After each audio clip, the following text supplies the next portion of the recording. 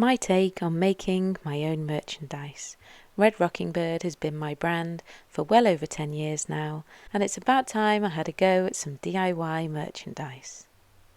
I have a new heat press machine that I'm trying out for the first time, using some heat vinyl to make some t-shirts and some other accessories. This is something I've never tried before, so let's see how easy this is. I have some HTVront heat vinyl.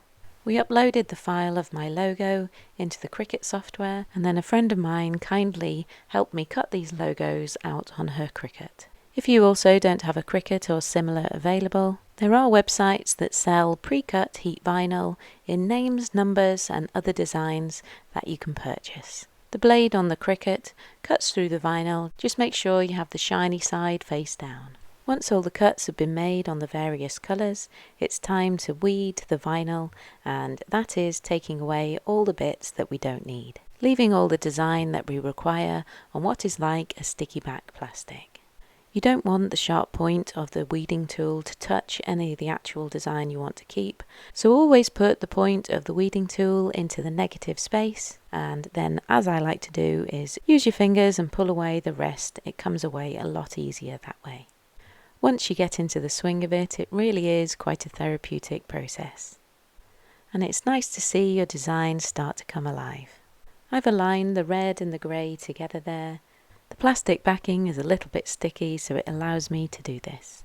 And then I have lots more of the heat vinyl cut, and I can carry on weeding these so that we can add these to our items shortly. As I do lots of creative projects, the first item I wanted to add my logo to was an apron. I got hold of these really quite cheaply online. To attach the heat vinyl, you need something with some heat and some pressure. I have the HTVront Auto Heat Press, and I'm trying this out for the first time. First of all, I'm using a lint roller, as we don't want any little bits to get in the way of our logo. Then I've set the machine to 310 degrees Fahrenheit and 14 seconds. Always press the fabric before adding any vinyl. Not only does this iron out our fabric, it also warms it up, which helps us out in the process. I absolutely love that at a click of a button, this is ironing this for me, so I'm currently thinking, can I use this for my ironing? I really don't enjoy ironing, so I wonder if I could. I'll have to give that a go. It's flat and warm, so I bring the logo in, placing one colour down at a time and using the Teflon sheet in between. The drawer slides in really smoothly, we press the button and off it goes once again. This applies the heat and enough pressure to adhere the vinyl to our product. After the set time is completed, it automatically raises and you can pull the drawer out to see how we've done. I gently go to the plastic and pull back, and it is releasing lovely and smoothly this time, and that is exactly as it should be. How exciting, my first logo is coming together. Using a piece of paper as a guide, I'm just aligning the next bits of the logo and popping these in place. If you're doing this, really take your time and get it just right. Once again, I make sure the Teflon sheet is on top of the design and I can insert it into the heat press once again.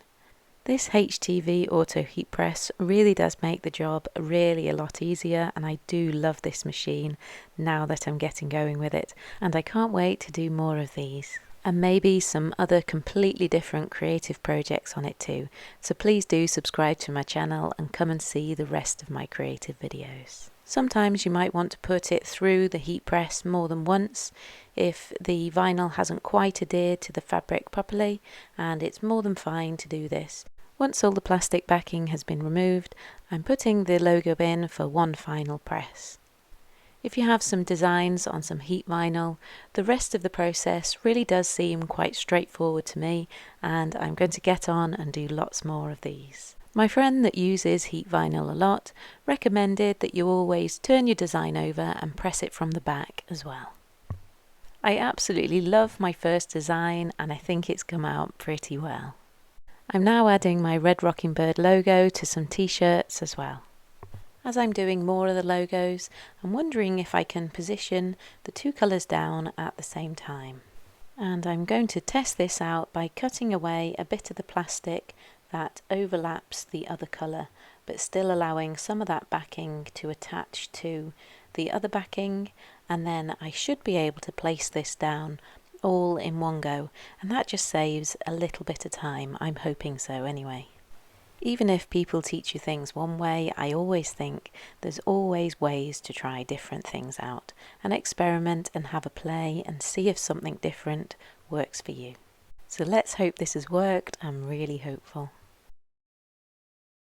And yes, I was able to place both colours down at the same time and then remove the backing without any errors. Doing this will save me a bit of time and be able to align them nice and neatly while I go about adding my red rocking bird logo to lots of t-shirts. A little tip for finding the centre of your design: fold the item over, give it a little press, then you'll see a crease line on your item. It is there, I promise, you just can't quite see it on camera, but I can see the crease line and I can line up the centre of my design with the centre of that crease line. It's all about trying to find little ways to make these jobs easier, more efficient and more accurate, and therefore professional too. I've carried on making more t-shirts and I'm really getting into the swing of it, and it really becomes quite a quick and simple process. The only error I've had so far is this letter D here and the G not quite adhering to the fabric. I might not have lint rolled this t-shirt, and so that was a slight error. You can do so many other different items with this. I also went on and did my hooded jumper, and to do this you can either turn it upside down or you could turn it sideways. You just can't get the hood all the way into the back of the heat press, but that's no problem. We can do it sideways or backwards, and that's worked really well, and I'm also really happy with how this worked out. It turns out that I now love my HTVront Auto Heat Press. I've got lots of other uses for it that I'm going to show you here on YouTube, but for now I have lots of merchandise with my lovely Red Rocking Bird logo on it. What would you make first if you had one of these? Please comment below. I hope you enjoyed this video and it gives you some inspiration to make your own merchandise or your own t-shirts. Thank you for watching, and I'll see you in the next video.